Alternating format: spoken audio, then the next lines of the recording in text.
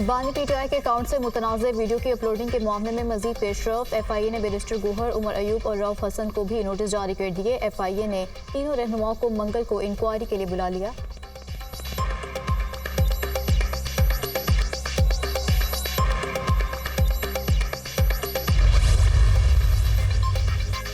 शेख मुजीबुर रहमान के मामले पर कानून अपना रास्ता खुद बनाएगा। हमने क्या करना है, पीटीआई खुद अपने ऊपर पाबंदी लगा रही है। सोशल मीडिया पर जो तूफान बदतमीजी बरपा है उस पर कदगन लगना जरूरी है। वफाकी वजीर कानून आजम नज़ीर तारड़ की दुनिया न्यूज़ से खुसूसी गुफ्तगू।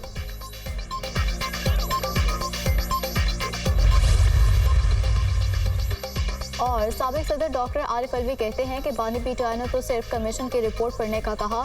बानी पीटीआई के हवाले से नौजवानों को गुमराह किया गया। कहते हैं कि सोशल मीडिया नौजवान नस्ल को गुमराह कर रहा है। जब तक लोगों का आप पर एतमाद नहीं, बैरूनी सरमायाकारी नहीं आएगी।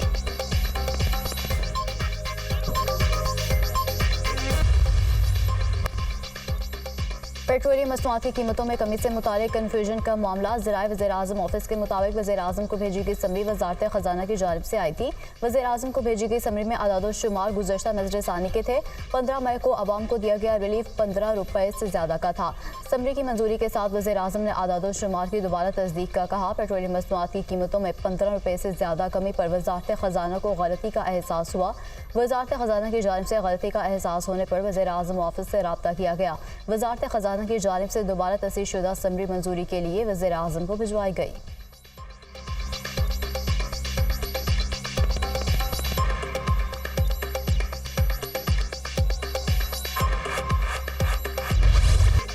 पेट्रोल में मामूली रिलीफ के बाद अवाम पर बिजली गिरा दी गई। बिजली की कीमत में 3 रुपये 25 पैसे फी यूनिट इजाफा। बिजली की कीमत में इजाफा से माहिर एडजस्टमेंट की मद में किया गया।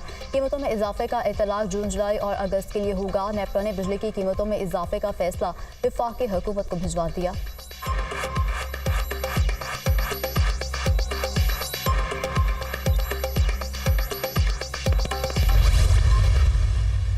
सियासत हम किसके साथ करें? एक पार्टी के अलावा हर एक के साथ तो सियासत कर रहे हैं। आप कहें कि जो लोग हैं जो आप समझते हैं कि उनके ऊपर बिला वजह मुकदमात बने हैं वो ख़त्म होने चाहिए, आप बिल्कुल आवाज़ बुलंद करें। आप किससे बात करना चाहते हैं? आप उनसे बात करना चाहते हैं, आप इस्टेब्लिशमेंट से बात करना चाहते हैं। कहते हैं मैं कब्र तक जाऊँगा। अभी ये जो कैंपेन चलाई है, ये क्या कैंपेन है भाई? ये हमसे बात करनी है या किससे बात करनी? दीवार से बात करनी है। हर सियासी जमात से बात करने के लिए तैयार हैं। डायलॉग करेंगे तो मसाइल का हल निकलेगा। हमसे बात नहीं करेंगे तो क्या दीवारों से बात करेंगे? पीटीआई एस्टेब्लिशमेंट से बात करना चाहती है या अमेरिका से? वफाकी वज़ीर पेट्रोलियम मुसद्दिक मलिक की न्यूज़ कॉन्फ्रेंस। कहा, गुज़श्ता रात पेट्रोल की कीमत में कमी के दाम पर कुछ कन्फ्यूजन पैदा हुई। महंगाई की शरह 37% से कम होकर 17% पर आ गई। तजारती खसारा $4 अरब से कम होकर $20 करोड़ रह गया।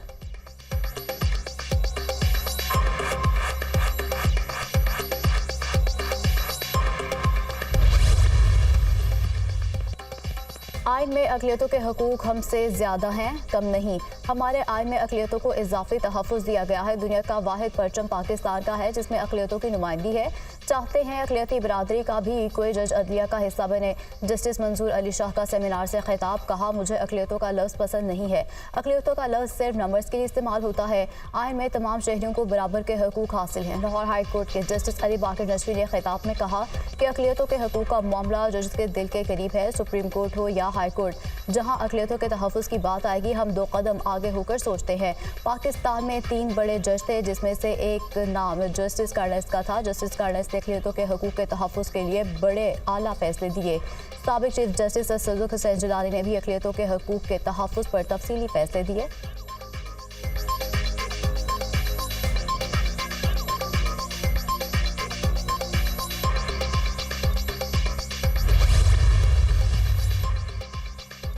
मुल्क में इंसाफ सबके लिए बराबर होना चाहिए। अदम बर्दाश्त का कल्चर हम सब के लिए बायस तकलीफ है। मुआशरे और समाज में रवैयों की तब्दीली ज़रूरी है।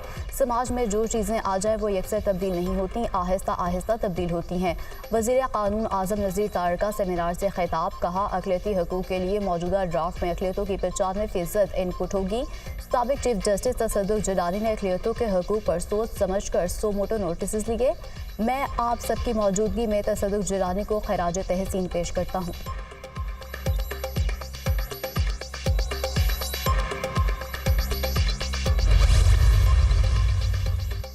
इस्लामाबाद पुलिस ने वियतनाम सफीर की लापता अहलिया को ढूंढ निकाला। खातून को शोहर के हमरा घर रवाना कर दिया गया। विफाकी पुलिस ने खातून को 4 घंटों में ही ट्रेस कर लिया। सेफ सिटी कैमरों और सेलुलर टेक्नोलॉजी की मदद से 7 टीमें काम कर रही हैं। वियतनाम सफीर की अहलिया इस्लामाबाद में चंद घंटे कबल लापता हो गई थी। खातून ब्यूटी पार्लर जाने का कहकर घर से निकली, लेकिन वहां भी नहीं पहुंची थी। वियतनाम सफीर की शिकायत पर इस्लामाबाद पुलिस ने तलाश शुरू कर दी थी।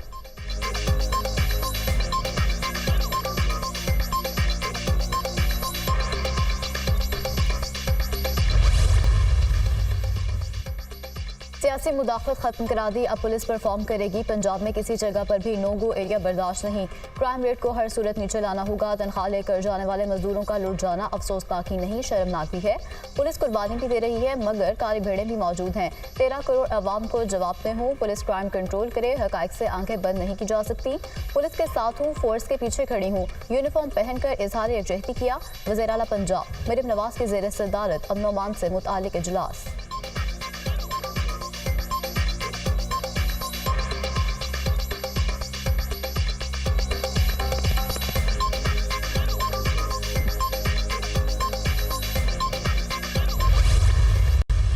कमीशन तो जो है वो इस बात पे बनना चाहिए अब कि इमरान खान ये अब क्यों कर रहा है, ये सब कुछ क्यों कर रहा है, वो शुरू करें इसको निकाले जाने से लेकर आज तक, 9 मई भी बीच में शामिल करें।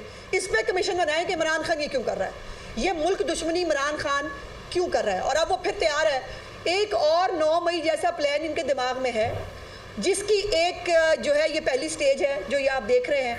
सिंपल इनकलाब का फॉर्मूला ये है कि इमरान खान को गोद ले लिया जाए और उसको NRO दे दिया जाए, फिर सब ठीक हो जाए, फिर सब कुछ ठीक होगा, कोई मसला नहीं। और इनकलाब सिर्फ इतना है कि उनको NRO चाहिए। अवाम को समझना होगा, बानी PTI मुल्क के खिलाफ साजिश कर रहे हैं। बानी PTI की मुल्क दुश्मनी पर कमीशन बनना चाहिए। फौज और इदारों के खिलाफ मुनज़्ज़म साजिश हो रही है। इनका एक और 9 मई जैसा प्लान है। इनकलाब का सादा फार्मूला है कि बानी PTI को NRO दिया जाए। वज़ीर इत्तलात पंजाब अज़मा बुखारी की प्रेस कॉन्फ्रेंस, कहा महंगाई कम होने पर मुखालिफिन पर शोक का आलम है।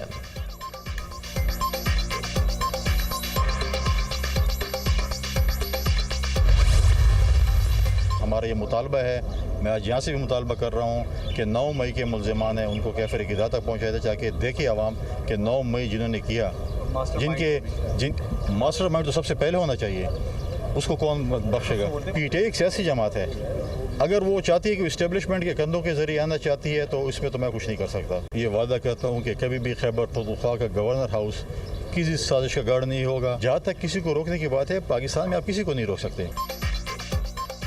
9 मई के असल मुल्जिम खैबर पख्तूनख्वा में वज़ीर आला बन गए। मास्टरमाइंड को सबसे पहले सजा मिलनी चाहिए। PTI गलतियों पर माफ़ी मांगे तो हम बात करने के लिए तैयार हैं। 9 मई जैसा वाक़या कोई दुश्मन भी नहीं कर सकता। PTI एस्टेब्लिशमेंट के कंधों पर आना चाहती है तो कुछ नहीं किया जा सकता। गवर्नर खैबर पख्तूनख्वा फैसल करीम टुंडी की मीडिया से गुफ्तगू, कहा खैबर पख्तूनख्वा का गवर्नर हाउस किसी साजिश का हिस्सा नहीं होगा। मरकज़ और सूबे के दरमियान पुल का किरदार अदा करेंगे।